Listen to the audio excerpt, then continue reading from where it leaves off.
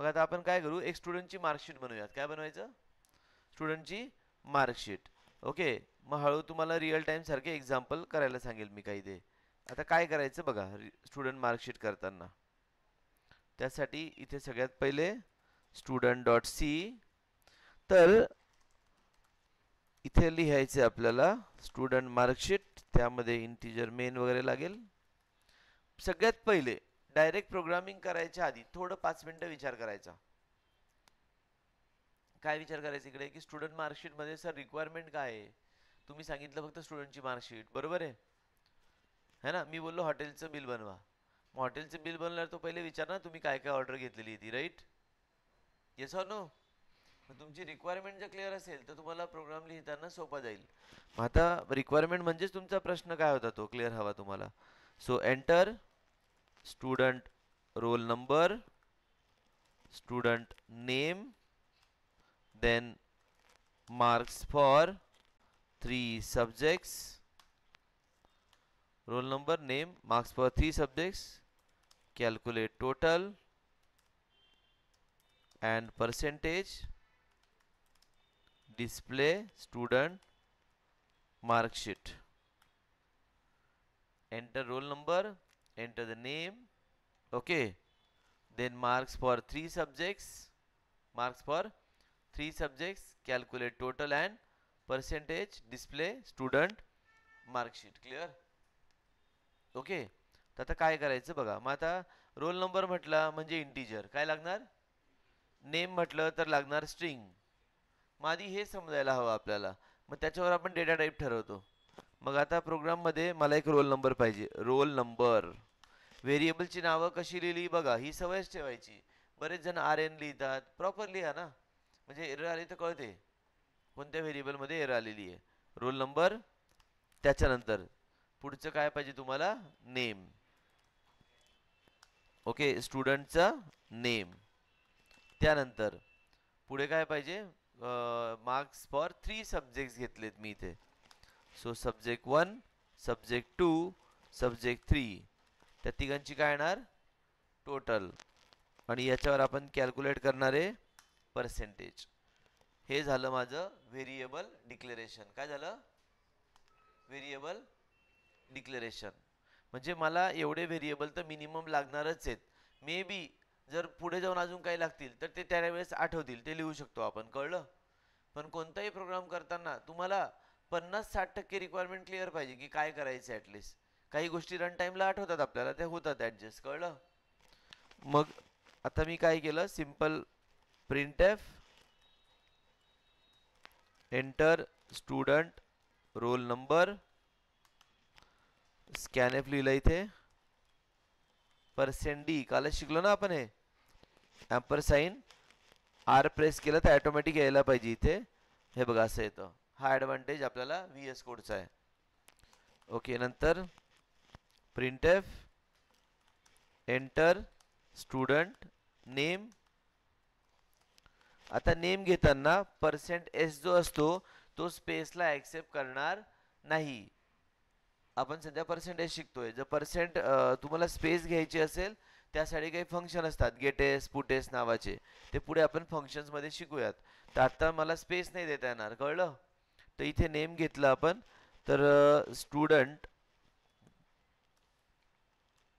Name, तर मग याला ॲम्परसाइन देण्याची गरज नाही आहे. इथे दिला तरी चालेल पण गरज नाही, कशाला, स्ट्रिंगसाठी. कारण की स्ट्रिंगची कन्सेप्ट एक ॲरे म्हणून कन्सेप्ट असते, आणि ॲरेमध्ये मेमरी ही कंटिन्युअस असते. तर ते आपण ॲरे टॉपिकमध्ये बघूयात. पण सध्या लक्षात ठेवा, पर्सेंट एस लिहिला त्यावेळेस तुम्हाला इथे ॲम्परसाइन दिला तरी चालेल, नाही दिला तरी चालेल, बाकीच्यांना कंपल्सरी लागणारच स्कॅन ॲपमध्ये. क्लिअर. मग इथे नेम घेतला आपण, त्यानंतर print F, enter marks for 3 subjects, percent D percent D percent D. किती सब्जेक्ट सांगितले, 3. पहिला सब्जेक्ट, दुसरा सब्जेक्ट आणि तिसरा सब्जेक्ट, असे 3 सब्जेक्टचे मार्क्स आपण घेतलेत. First subject student 1, second subject आणि थर्ड सब्जेक्ट, राईट. आता काय करायचं, हे झालं माझं इनपुट. काय झालं? इनपुट. पहिले मी व्हेरिएबल लिहिलेत, मग इनपुट काय द्यायचं ते मला कळलं. आता कॅल्क्युलेशन काय करायचंय, आपल्याला टोटल कॅल्क्युलेट करायला सांगितली आहे. मग टोटल कशी कॅल्क्युलेट करायची? Total is equal to subject 1 plus subject 2 plus subject 3. तर याचे पर्सेंटेज काढायचे. Is equal to total divide by 3. म्हणजे डिवाइड बाय 300 इंटू 100 केलं तर मी ॲव्हरेज काढलाय सध्या, कारण की 0 0 तर कॅन्सल होणार आहे. कळलं? Yes or no? सो इथे मी हे पर्सेंटेज कॅल्क्युलेट केले. कळलं? आता काय करायचं, याला प्रिंट करायचे व्यवस्थित. Roll number % comma roll number. नंतर काय पाहिजे आपल्याला इकडे प्रिंटफ मध्ये, नेम %s कॉमा स्टुडंटचा नेम प्रिंट करायचा आहे.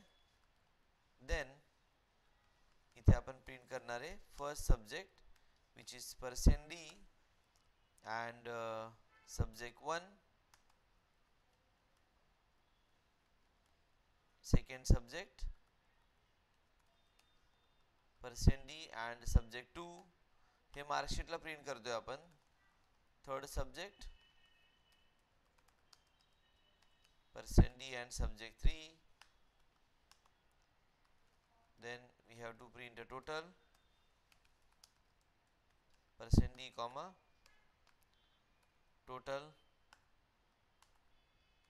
and the last one is percentage. So हे सगळं इथे आपण प्रिंट केलं व्यवस्थित. कळलं? रोल नंबर, नेम, 3 विषयांचे मार्क्स, टोटल आणि percentage. Check the output for this. gcc student.c.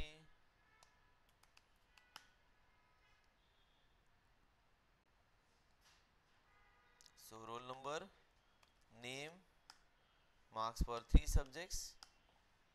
आलं की नाही? Roll number, name, marks for 3 subjects, total and percentage. कळलं? पण आता हे खूप डिजिट आले पॉईंट नंतर, एवढे नको आहेत. आणि व्यवस्थित प्रिंट करायचं आहे. /t असं इथे डॅश दिली. टेबल तुम्हाला काल विचारलं ना, टेबल म्हणजे ते आपल्याला अरेंज करावं लागेल. सध्या इथे डायरेक्ट फॉर्मॅट नाही आहे. बघ मी असं करतो इकडे. तुला जर वाटते शेवटी पण अशी लाईन आहे ड्रॉ करायची, this is just a designing part. प्रोग्रामशी आत्ता सध्या तरी याचा काही संबंध नाही आहे.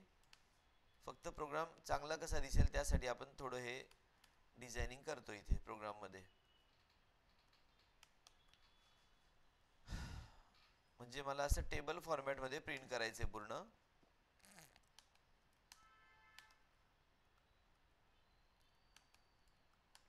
काही डाऊट असला तुम्हाला मला असं विचारून घेत जा, म्हणजे मी प्रोग्राम लेक्चरमध्येच तुम्हाला सांगत जाईल. सो सगळ्यांनाच त्या गोष्टी शिकायला मिळतात. मग /t इथे लिहिलंय मी,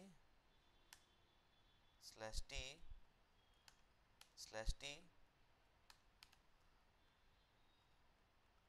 आपल्याला एक टेबल दाखवायचं असं व्यवस्थित प्रिंट करून. /t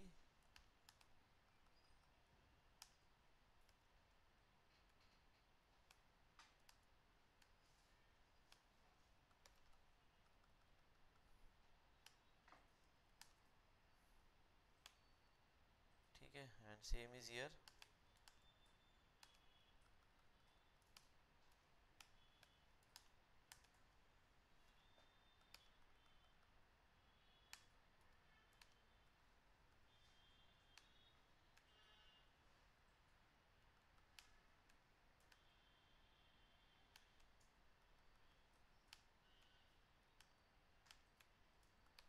बघायचं आउटपुट कसं येईल. अजून त्याला आपल्याला बराच थोडा टाइम द्यावा लागेल. लगेच एकदम परफेक्ट नाही येणार. कशाच्या बाबतीत? डिझायनिंगच्या बाबतीत म्हणतोय मी. So to print the proper design, let's C.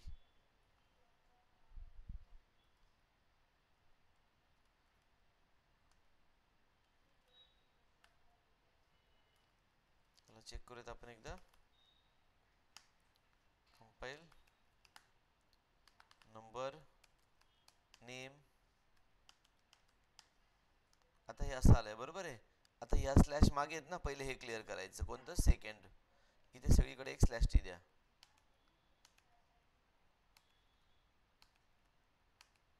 चला एवढं आधी चेक करूयात परत एकदा. कंपाईल वन्स अगेन, रन दिस. हे आलं बरोबर. हे खूप झिरो झाले तिथे. 0.2 टाका इकडे, परत चेक करा.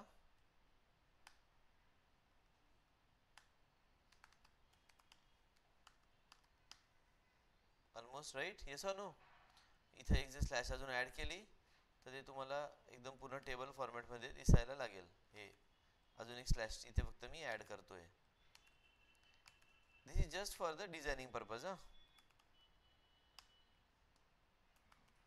काल तिचा एक डाऊट होता की असं टेबलमध्ये कसं प्रिंट करायचं. हे बघ आलं की नाही?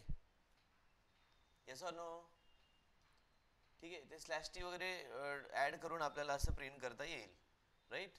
So this is a simple marksheet, ज्याच्यात आपण एक रोल नंबर घेतला, एक नेम घेतलं, 3 सब्जेक्टचे मार्क्स घेतलेत, टोटल घेतलं, पर्सेंटेज घेतले.